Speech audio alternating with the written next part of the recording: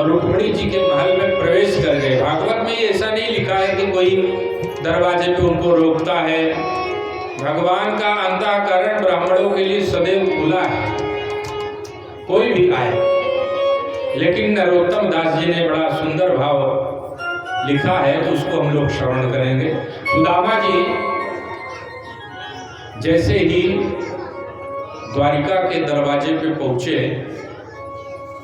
जय विजय भगवान के सेवक वहां पर उपस्थित थे, तो सुदामा जी ने कहा कि भाई मैं तो कन्हैया का बचपन का मित्र हूं, मिलने आया हूं, तुम्हारे राजा का मित्र हूं।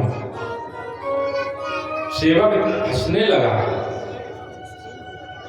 कि ब्राह्मण देवता अगर कुछ धन लेने की इच्छा है तो हमारे प्रभु का कोष सदैव खुला रहता है, जाकर के वहां धन ले लो।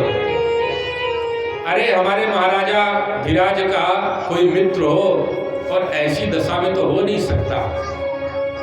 सुदामा जी ने कहा जाकर के अपने मित्र से कह दो कि उनका बचपन का मित्र सुदामा मिलने के लिए आया है, बस इतना संदेश पहुंचा दो, मुझे कुछ चाहिए नहीं। सेवक लोग गए, प्रभु सिंहासन पर विराजमान थे।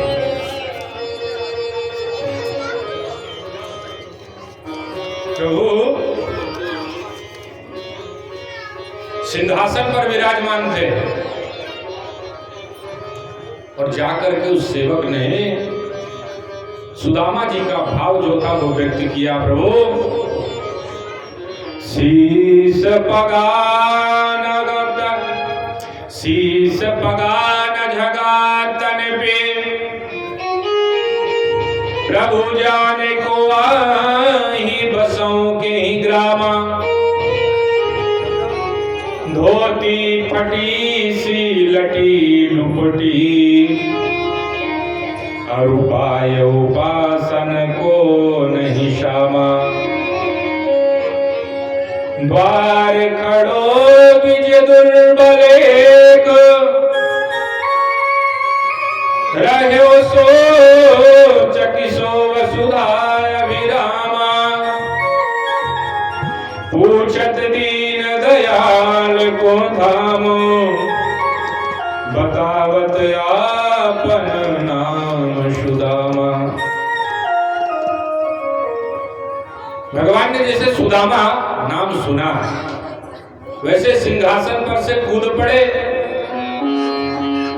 पांव में कुछ पहना नहीं, भगवान की पीतांबरी गिर पड़ी। दौड़ते हुए सुदामा सुदामा कहकर के दरवाजे की ओर भाग रहे हैं। सभी ने देखा प्रभु इतने आतुर कभी नहीं हुए, आखिर कोई महान विभूति आई होगी भगवान के लिए, इसलिए भगवान दौड़ते हुए जा रहे हैं। और जैसे ही दरवाजे पर पहुंचे, सुदामा जी को देखा तो अंक में भर लिया। सुदामा जी की आंखों से प्रेमाश्रु बहने लगे। प्रभु ने कहा सुदामा बड़े दिनों के बाद आए। सुदामा जी का गला रुध गया, कुछ बोल नहीं पा रहे। जब प्रेम की अधिकता हो जाती है तो ऐसा ही होता है, वाणी से कुछ निकलता ही नहीं।